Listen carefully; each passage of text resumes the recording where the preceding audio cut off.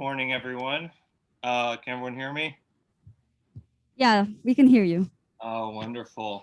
All right, well, it's a pleasure to be here. My name is Austin Whitney. I am the president of 1050 Entertainment and the founder of a nonprofit called Accessible Festivals.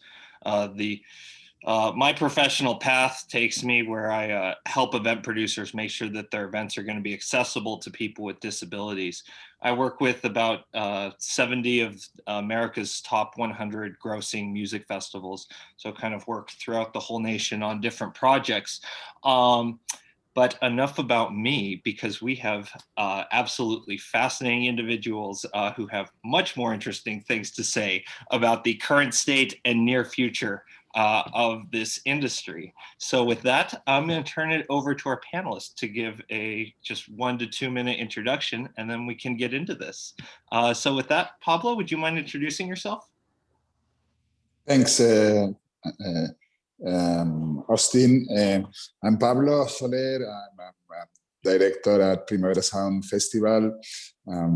Primavera Sound has been going on since 2001. Currently, we have a festival in Barcelona that goes on for almost a week. Last edition, which was 2019, we had over 200,000 people coming through the weekend. We have another event in Porto.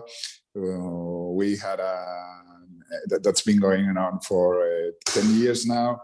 We had an opening last year in LA, but obviously we couldn't go ahead with it, so we're waiting for things to clear up so we can have a new event in LA. And I'm glad to be here sharing this panel with everyone, with you guys. Perfect. Thank you, Pablo. Dave? Yeah, thanks for the opportunity.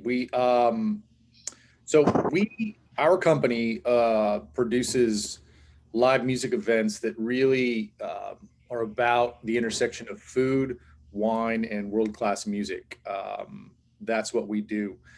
So we put on BottleRock Napa Valley, which is roughly 150,000 people over 3 days.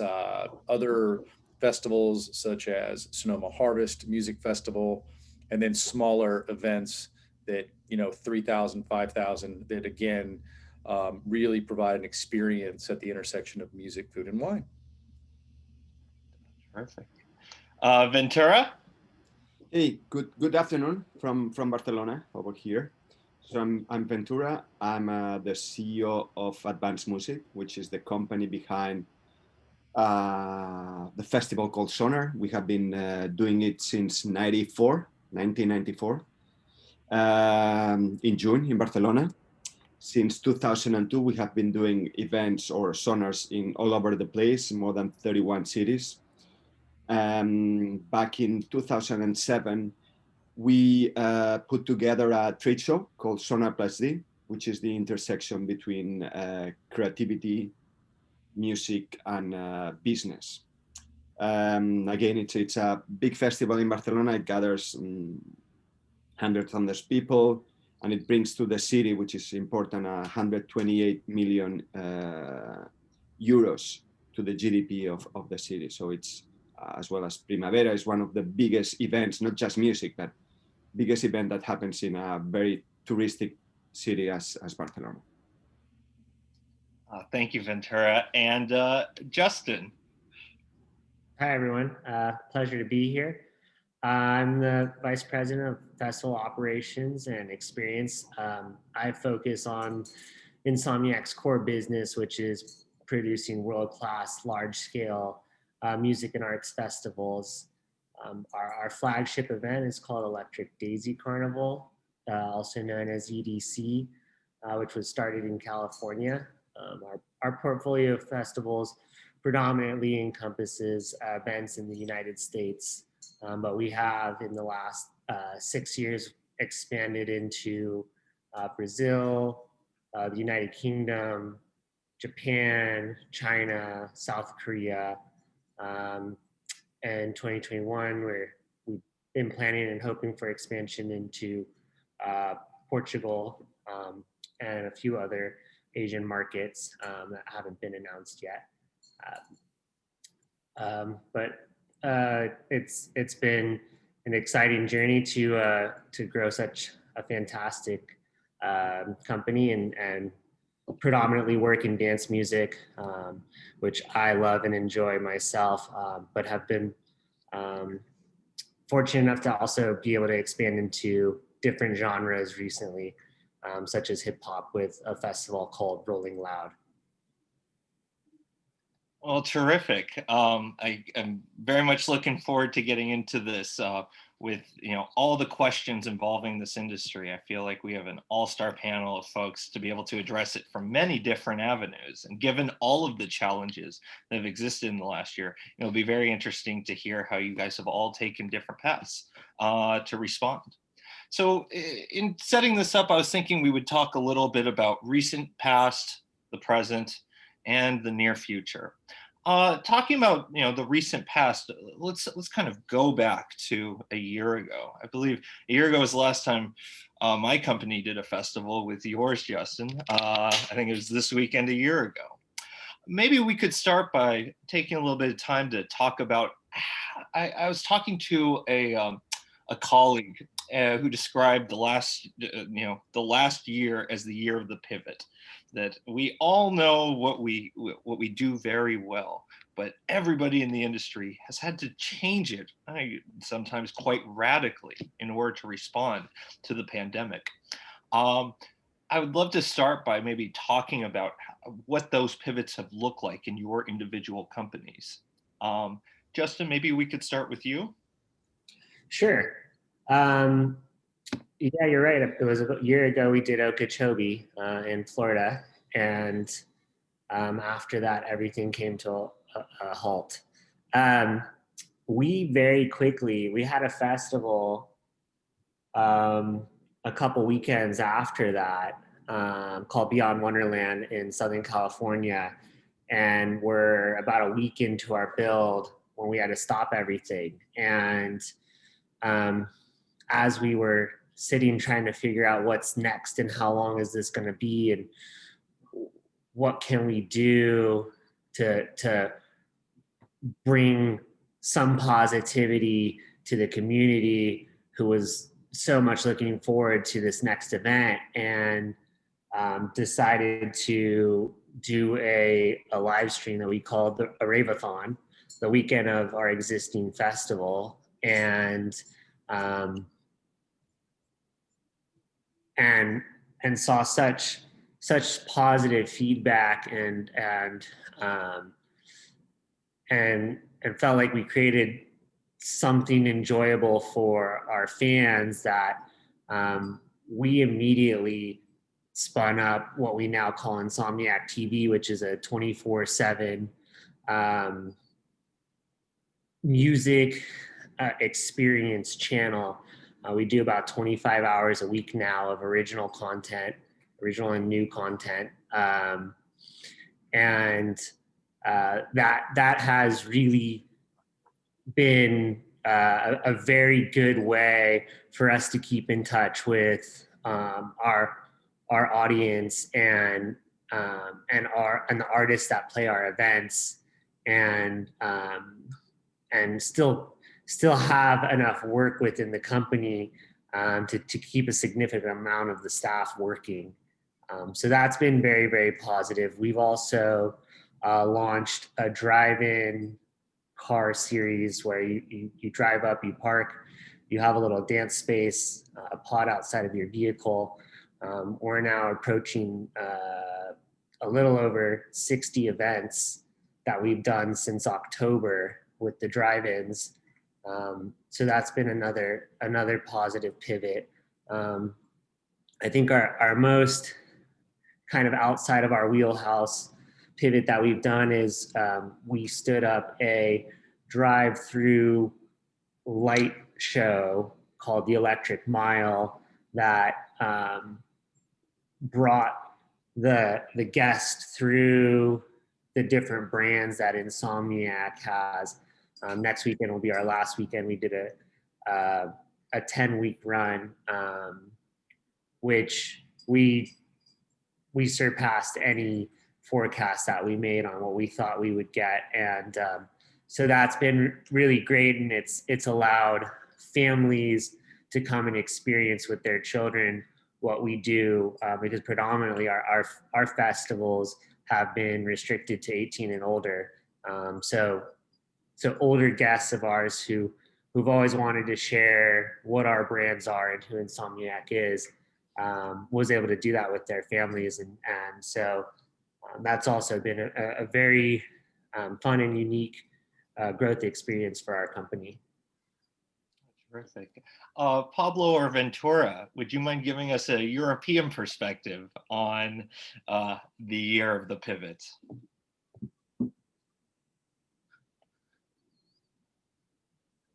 I can begin. So, I mean, it has been a horrible year.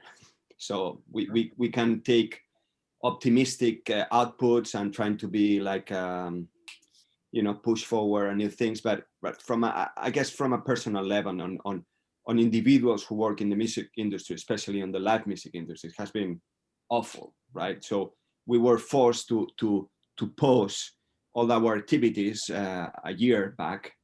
At that time, we didn't know exactly if that was like a 2 weeks break, a month, and we spent probably the whole March and April trying to postpone our events to later in the summer, where we thought everything was going to be fine.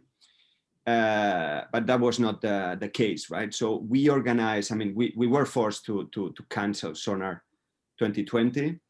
We put together an event in September 20, which was very much online event. I mean, it was meant to be an event that whatever happened at that moment, because the problem with where we are living now is that you don't know exactly what's going to happen tomorrow, not just the next week, but tomorrow. In the industry that we are, we need to work with so many weeks and months ahead that it's difficult to plan anything, right? So we planned an event that it was 100% online, but if the sanitary conditions were good, we could have some presentiality on it, and it was a good learning.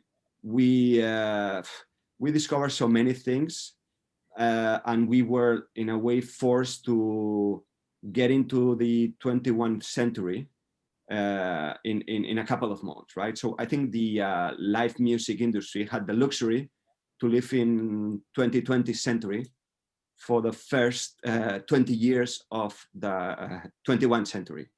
And overnight, we discovered that we needed to move into the new century. So it has been a very broad change. And hopefully at the end, I could say that it has bring us positive things, right?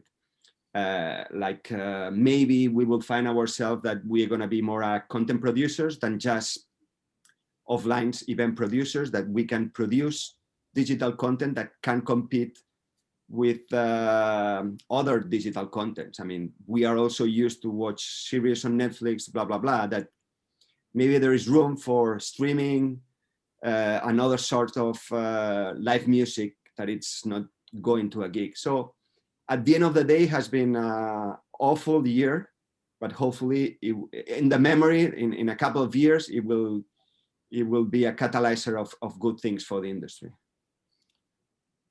Well, moving now into more the present and the near future, I guess my first question, just continuing off of that, is for the panel.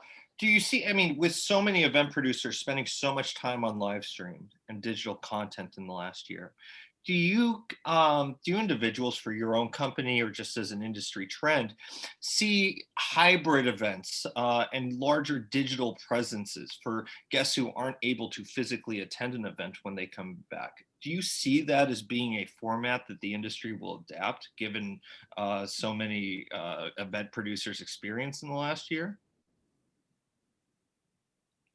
I could say that even prior to this kind of massive growth in digital content and the music industry, more and more festivals were starting to live stream their events. So I think that this has just expedited that growth And I can say certainly for Insomniac TV, we plan to continue that channel for many years to come, and we'll go out of the studio and into our events now. We'll use our events once we can start having them as the platforms for which we put the content online, and get to welcome guests back into them as well.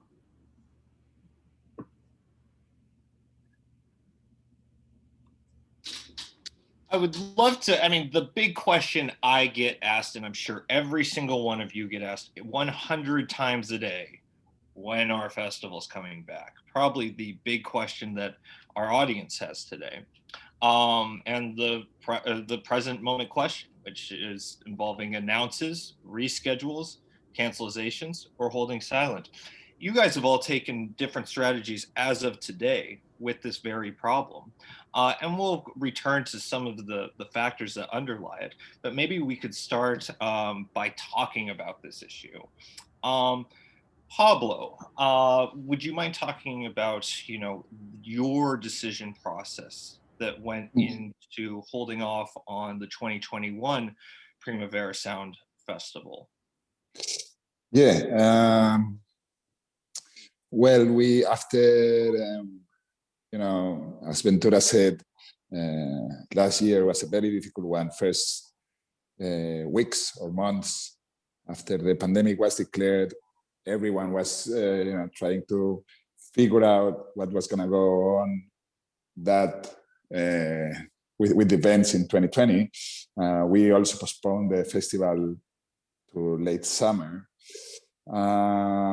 And since obviously we couldn't deliver the festival in late summer, we started figuring out what would be the conditions to have some certainty in 2021. We, as the pandemic went ahead, you could see the end of it was not anywhere close. We started a project where we tried to create COVID-free bubbles through testing everyone who would go into the event with antigen tests. We even went further, and with the collaboration of Reference Hospital and the foundation that fights AIDS in Spain, or one of them, and with a team, prestigious team of researchers, we did a clinical study that, in the end, proved that these antigen tests were, the right. They work very well to detect contagious people. So there was a window there to have some certainty in 2021. But then, we gave ourselves, a term, and by mid-February, we had to come out with an answer whether we could make the festival, or there were still some uncertainties because we needed to communicate with other customers and deliver the information for them, so they don't have false expectations on what's going on. And what we found in mid-February was that still implementing that antigen test strategy was going to be complicated. We needed to convince, we still needed to convince lots of politicians. We needed funding to set up the logistics. There was uncertainty. We have a very big part of our customers who come from abroad. So there was uncertainty on how people was going to be able to travel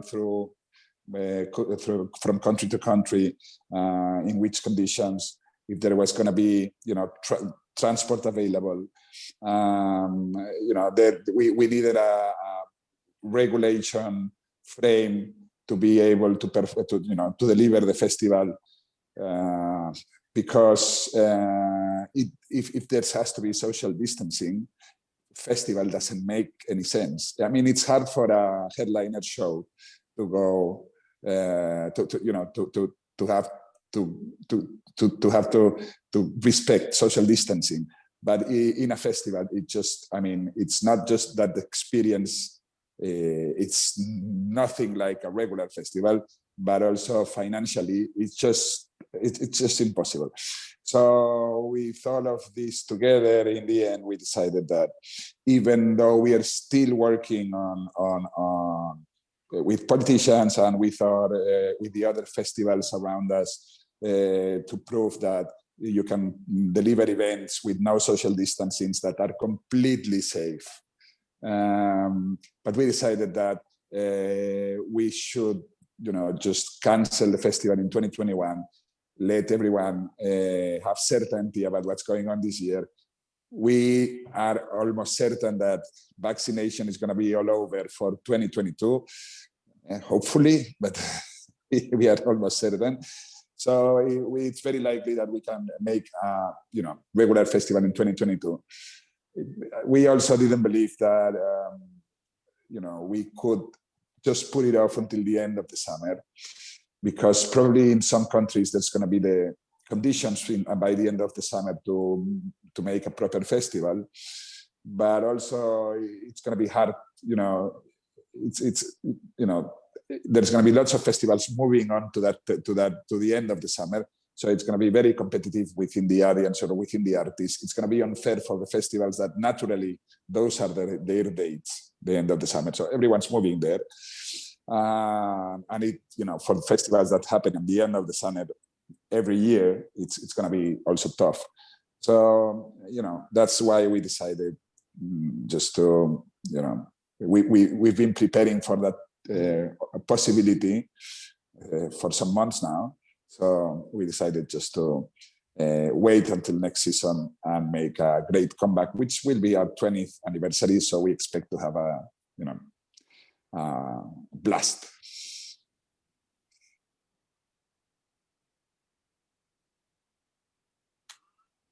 Very much wishing you the best with, reigniting it and getting your fans back out there, as with all of you for all your festivals. And I'm sure, obviously, just how immense difficult of a decision that must have been for you guys to hold off this year. Dave, BottleRock has taken a different strategy, different approach than Pablo's. Maybe you could address how BottleRock has navigated this area and has gone about making their decision for 2021. Yeah, sure. A lot of similarities to the decision-making process that Pablo went through, and also Justin earlier. We've had to, our festival takes place, our main festival, BottleRock, on Memorial Day weekend, which is the end of May every year. And we were in March of last year when this pandemic presented itself, and had to quickly decide on whether or not we thought we understood the science and could put on a festival in May. We didn't, really understand the science and thought there was hope to actually pulling it off in May of 2020. But of course, we all know what happened. So we pushed it to 2021 of May, and that did not happen. And so, or we knew that it wasn't going to happen based upon the case counts, in call it November of 2020. You can do the math and you see where things are going. So we pushed it to September of 2021. We think that there is a reasonable possibility that we can pull off the festival this year in September. In the States, we have this federalist system of government whereby the national government shares power with each of the states in regard to many different areas. So while President Biden can dictate that the country should wear a mask or has to wear a mask in public transportation areas, he cannot dictate what California's policy will be or should be related to opening businesses and live events in general. So it's left up to the states. Some states will be more open to opening up earlier and have been open to opening up earlier in regards to live events, and others will be more cautious. California is what I can speak to, since we are a California-based company.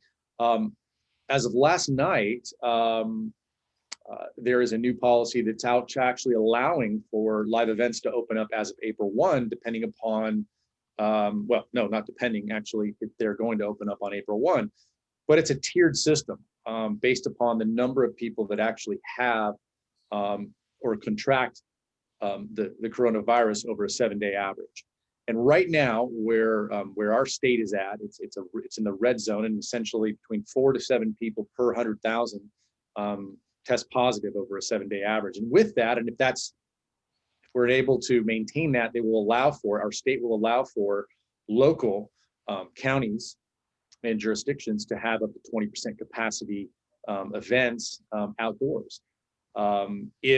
If that case count moves to, between 1 and call it 3.9, so call it 4 people per 100,000, we'll be able to move into a 33% capacity range. And then if our state is able to show that we are at one person testing positive per 100,000 over a 7-day average, we can go to 67%.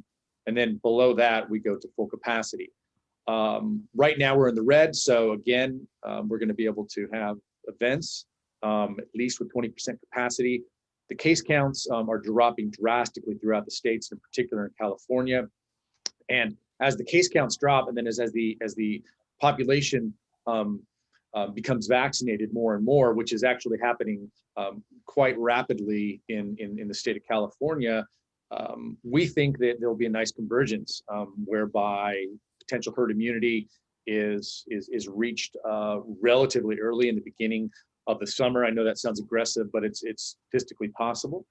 And we feel positive about being able to put something on. Back to Pablo's comment earlier, the real question is, what do you put on? Because when you're talking about larger events like Primavera, like many of the events that Justin puts on in BottleRock Napa Valley, you've got certain fixed costs that are just innate in your business model. And then if you want to provide the experience that is consistent with the brand expectation that people have about your product, your festival, it costs money. And so in order to do that, you got to sell 100% capacity. And so the question is, will we be allowed to sell 100% or not? It's going to come down to the wire. It's going to be hairy. It's going to be a very interesting decision as to what we end up doing.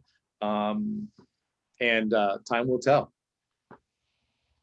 Thanks, Dave. And we're going to return back to that. All of the different problems that are going to occur as as the industry turns back on and events return. Not which coronavirus is one of those, but there are going to be innate problems.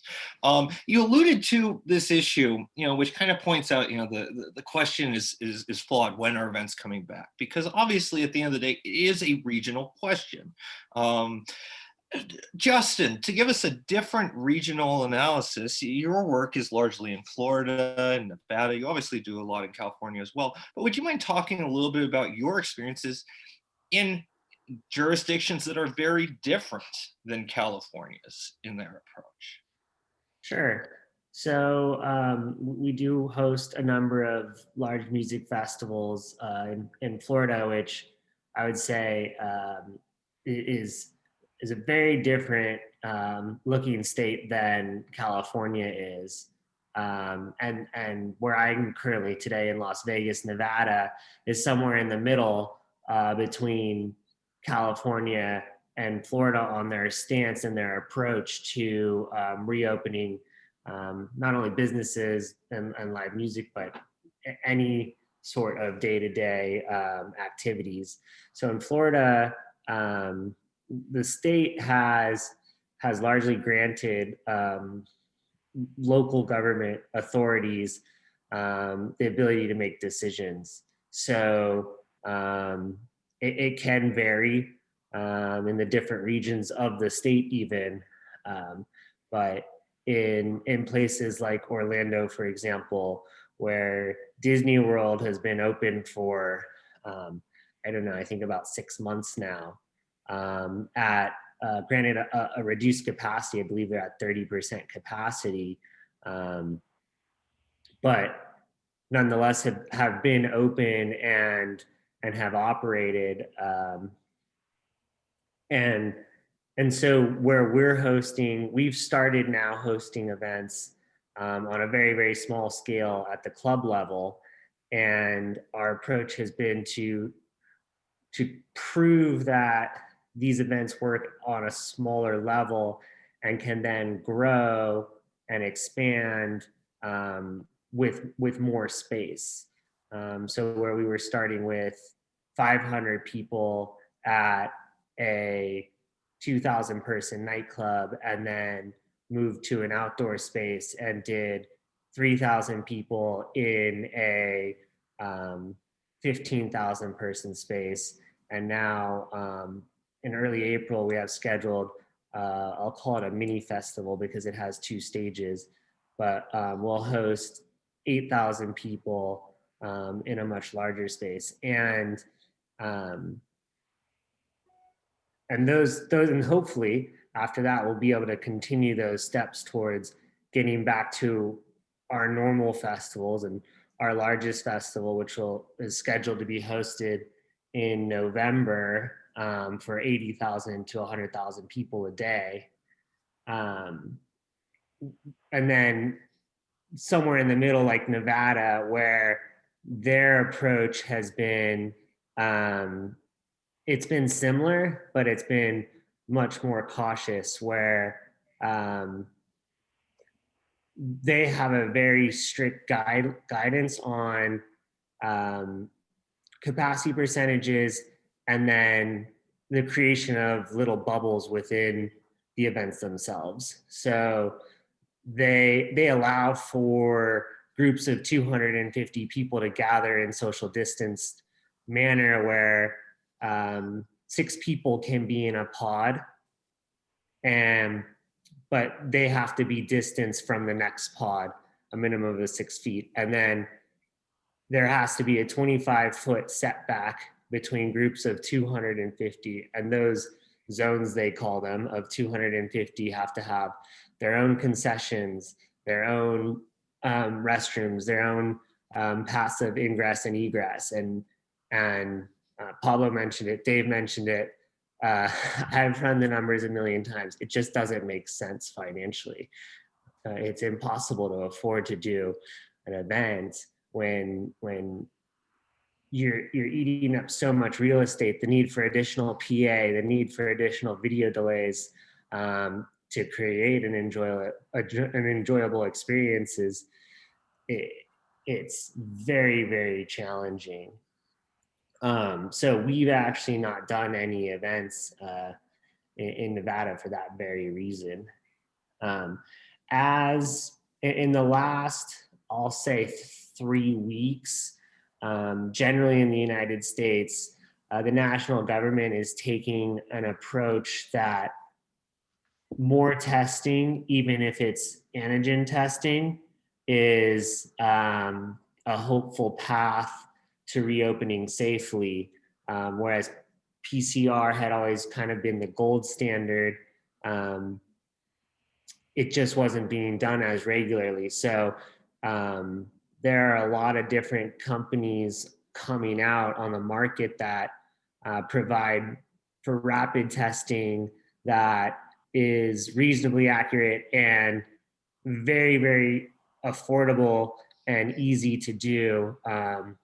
Some of the most interesting ones I've been looking at are app-based platforms in which you can test yourself at home and with a video and a health provider walking you through the test process. And then based on that test result, you would receive a digital health pass that would essentially clear you to enter an event. This is very, very new. So it's being done on small scales, places like Madison Square Garden in New York. But it's something that we are definitely looking deeply into, and I'm becoming hopeful that it could be a key for us to be hosting larger events in the near future. Yeah, I mean, and just talking to you and Dave and Pablo, decades of experience in three very different paths, and looking at, the same world pandemic. I think it highlights the fact that, there is no book to turn to on how to run events in the midst of a global pandemic. And it's left to innovative individuals who might see things slightly differently.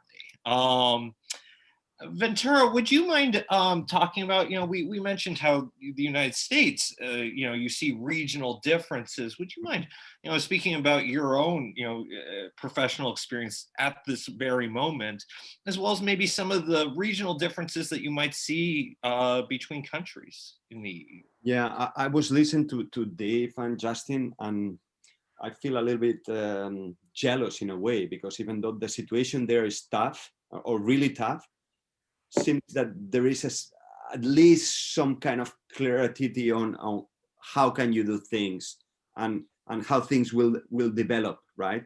Whether in Europe, we are, in most of the countries, there is no roadmap, right? So nobody, no legislators, the authorities doesn't explain how festivals are going to come back. With the exception of the UK, obviously, which Boris Johnson said that 21st of June was the start of festivals, but with some caveats. And I think it was just the title of a big politic proclaim. But when you look at the detail of the law, it's also complicated. So you have to bear in mind, obviously, that in Europe, it's a small region. So the festival business, it's a truly pan-European business. When you're talking about big festivals, they are international events, and most of those events would have like a 50% of local attendees, but another 50% from people all over the world, especially from all over the Europe. So right now we are facing, same problems as everybody here, but also the question mark whether people are going to be free to fly or move from one country to the other without quarantines or things like that. So situation it's even more complicated here for that reason, for the specific configuration of this continent, which is small, and you, in Barcelona, you drive probably 3 hours up north or less than 3 hours and you are in France, right? 2 hours drive and you are in France, which had completely different legislation.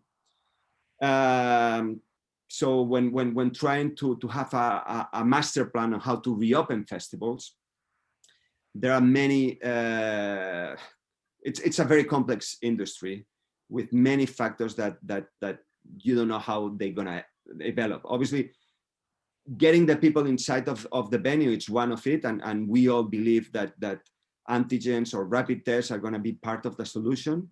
As Pablo was mentioned, they did this Apollo Primavera Sound test for 500 people. Now, most of the live industry in Barcelona, it's organizing an event which is going to be 10 times bigger than that, 5,000 people. That's going to happen on 27th of March. In order to making progress on how to operate big festivals with antigen tests, right? But it is very unclear. And although the rapid tests, they are proof that they work, it's not the same doing this for 500 event that for 100,000 people. Just the logistic, the sanitaries that you need makes difficult from a logistic point of view and also from an economic point of view. But we need to find a way.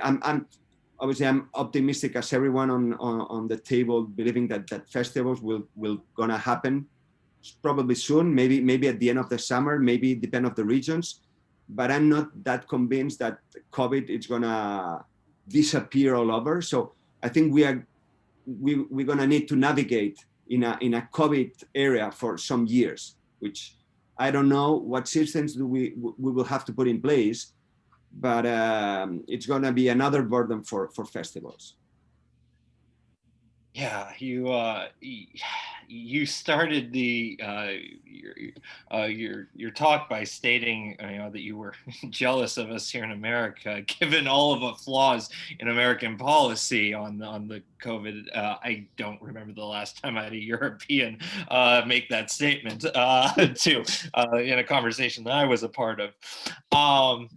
But looking into the crystal ball a little bit, and I get that we've all, had moments of optimism, multiple moments of optimism in the last year that did not pan out the way any of us probably anticipated. Let's assume, whether it's whether it's the summer or late fall or 2022, events will come back. Okay, if we could take some time to talk about some of those problems that are going to occur when events do come back, and the problems with restarting an engine that's been off for over a year. One of the initial, in talking with various clients of mine and other vendors, the issues of let's pretend we're talking about a 10-week festival season at the end of the end of August, September, October. Trying to combine a whole year worth of events into a 10-week window certainly is going to create some bottlenecks in the world of talent, assets, staff. I was wondering if we could start primarily with that. Justin or Pablo, is this something you guys would be able to speak to? Sure, I can jump in. It's twofold for us. There's the positive, and then there's the negative. I'll start with the positive, which is because we've had so much downtime, and we've had a captive audience through our live streaming platform. We've put in, hoping that 2021 was going to be a better year, and we continue to push our events. But last year, as the festivals that didn't happen, and we did our live stream events, we put those festivals for the following year on sale, which allowed us to do a very affordable payment plan. So guests could put $10 down and just pay $10 a month to get their festival tickets. So we've been able to secure a lot of ticket holders over this time, which is making us feel a lot better about coming back into a saturated market of events in the late summer and the fall. But I feel very, very nervous through all this after having to furlough half the company about seasonal contractors and staff who have found work in completely other industries. And so I have a big fear about finding staff to do these big festivals, and even if we can find the staff, I know that it's going to be a lot of new staff that will require a lot of training, and we'll definitely see challenges in starting that back up. Just as a vendor that works with hundreds of staff members, that's my concern. I was on the phone with one of my clients, festival director of a large American festival. He said, yeah, it's the staffing issue more than anything else. There's so many critical people to our company that are either just no longer here, have moved on to something else, a different 9-to-5 job, totally different industry, or they're a contractor that are in demand with numerous other festivals. And I have real concerns on whether or not I'm going to be able to get them for our show. And obviously it's that critical institutional knowledge. I'm sure all of you rely on certain individuals who just know the ins and outs of your show, and thinking about replacing them in the midst of a crisis, that must just be, terrifying. Continuing on with the staffing question, Dave, is that something you can continue with? Well, it depends on for how long. And we've been able to maintain a lot of our core staff out of obligation, responsibility, and necessity. But again, the longer you have zero revenue coming in, it doesn't take a mathematician to understand the math there. So back to just to give people an understanding of how complex it is as it relates to staffing. Our concessionaire, for example, the company that allows us to transact our food and wine sales, alcohol, etc.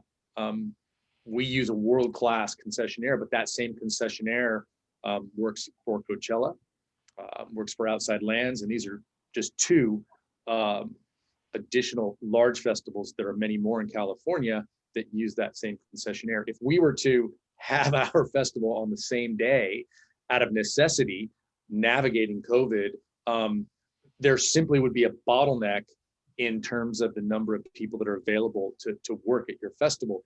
And that can cost, or would cost, a festival literally millions of dollars because of that bottleneck. And so it becomes hairy, notwithstanding the artist situation, right? Where we deal with radius clause issues, which are essentially where when a festival makes an offer for an artist, they have a certain right to basically not allow that artist to play within a given radius. Within a certain time period. And so what I'm getting at is that if we were to have our festival at the same time as other festivals in our state, it's very possible that we would not only be competing for the very same artists, because only a certain number of artists will be touring at a given time, but there may be some competitive issues related to radius clauses. It creates a massive issue. And while festivals and promoters communicate, even if they're not on the same team, they don't always communicate everything.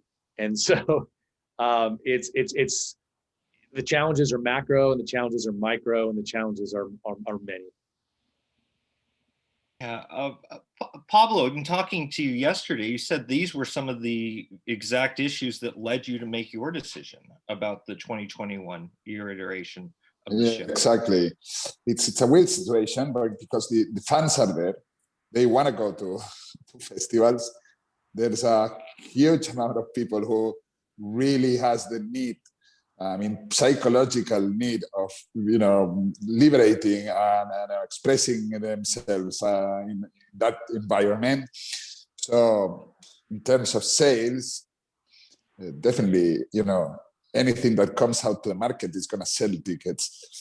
The bands, they also need the business, and they've been releasing material for a while, and they want to present the music they've been doing. But the concentration of lots of events in just a few weeks, I know 8-10 weeks in late summer, it makes it very hard to think that you can deliver a proper event. There's also the probably in terms of talent, I don't know if there's going to still be some restrictions of international travel, or at least intercontinental travel. It looks like the US and UK are going to be faster in terms of vaccination. They are saying Spain or continental Europe, it's going to be vaccinated by the end of the summer.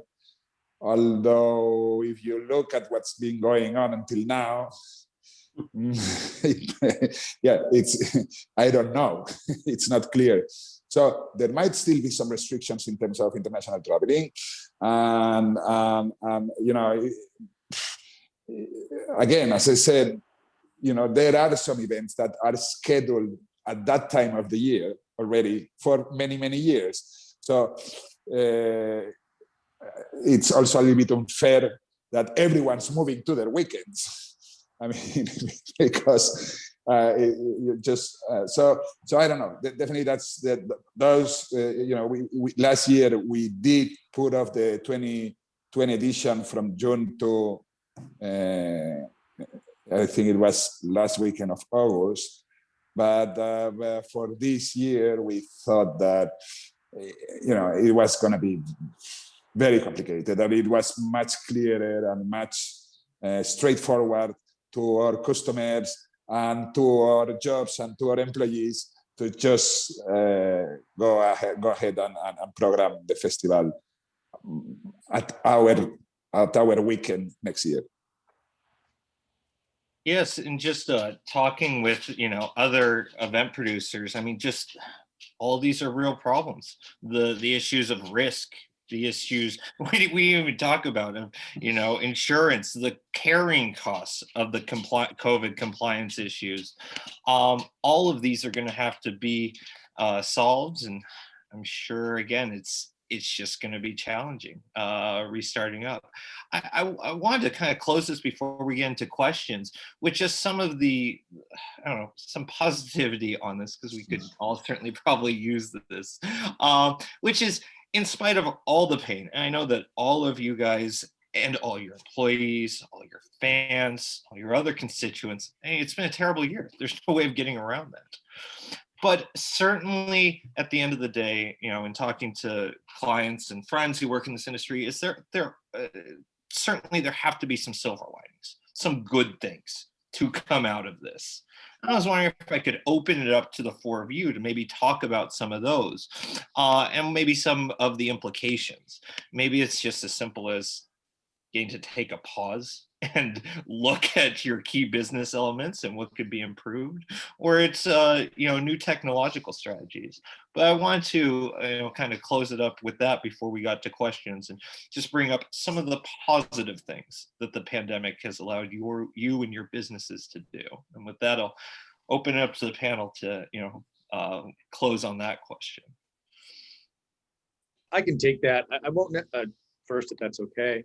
I don't want to necessarily speak to what our business has done to deal with the pandemic, or from that perspective, from a positive perspective, but instead just to share what I think my partners and I and our company has learned in general, which is that people are social animals. Even if you're an introvert, which many of us are, you really were forced to understand just how much of a social animal we all are, and our need to be together, and our enjoyment for music.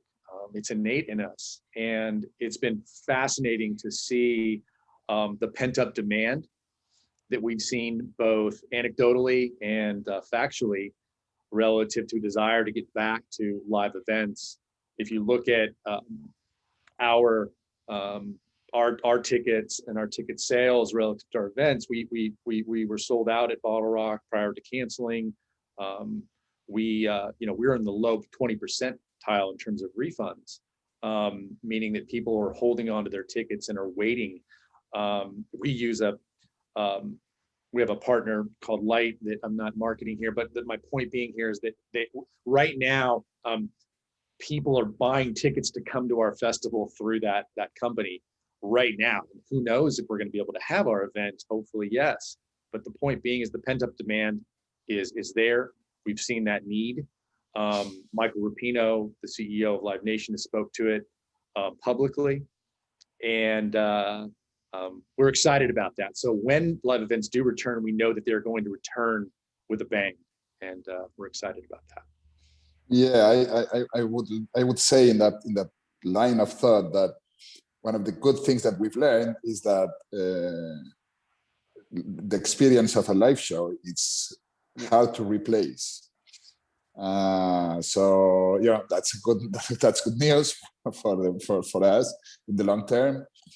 And also, yes, we definitely this year gave us some time to look at other parts of smaller business lines that we probably didn't pay attention so much, such as content and how to deal with. I mean, how to we probably all of us had to have time to think about how to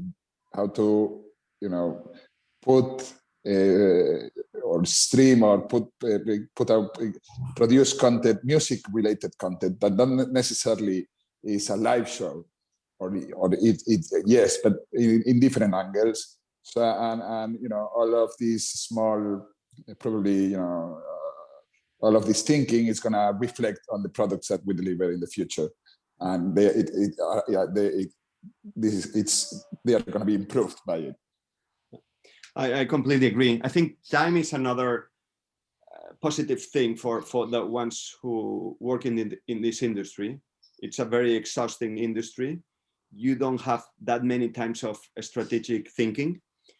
You have a couple of months of you have the luxury of being able to have a space to think, but then all of a sudden you are in pre-production, you are in production, you are in event.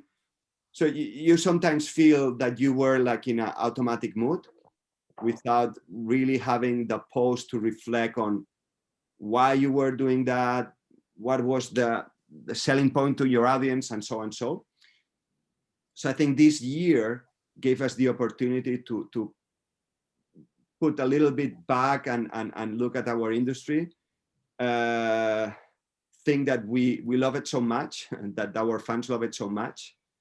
And again, as Pablo said, I think we had the luxury to look at other things that we didn't have the time to look at it, and especially our relation with technology. We have many relations with universities that obviously during this year, the whole digital world has not stopped. So it has been very encouraging to develop new projects with these other projects, these other players, and give it a thought about new formats of enjoying music, that it's going to be different from the traditional ones where it was a music festival or a clubbing or, very, very traditional formats. I think we are going to see very different formats, which in a mix of online and offline, that hopefully are gonna revamp this industry. I've experienced and felt everything that Dave, Pablo, and Ventura just described, so I really couldn't add anything more to that. It's all there.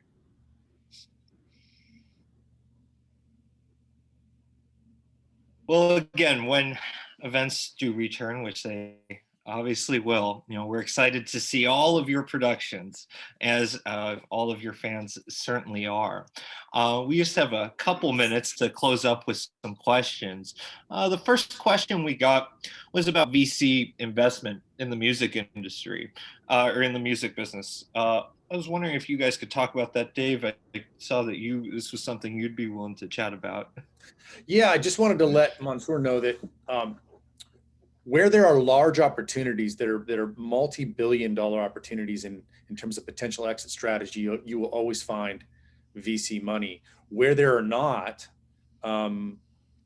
opportunities for multi-billion-dollar exits, you will not find VC money. That's not to say that in the music industry those opportunities don't exist, nor is it to say that if the potential exit opportunity isn't a multi-billion-dollar opportunity, it isn't a good investment.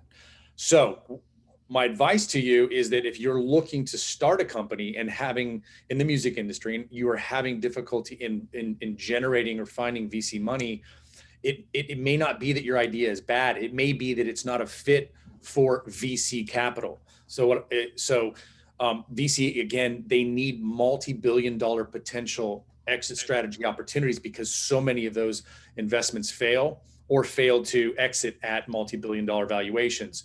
Look for other sources of capital, whether you're looking for strategic capital, whether you're looking for, call it friends and family capital. There are multiple other sources of capital to find if your opportunity is potentially, let's say, $100 million company, a $200 million, a $400 million company. Those are great opportunities for investors, just not necessarily for VCs.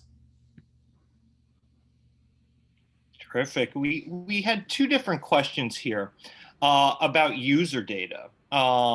Concerning, let's see, companies which organize events and festivals using data, or do they use music data from Spotify and other platforms in order to know what country or city is more suitable for a artist or a festival?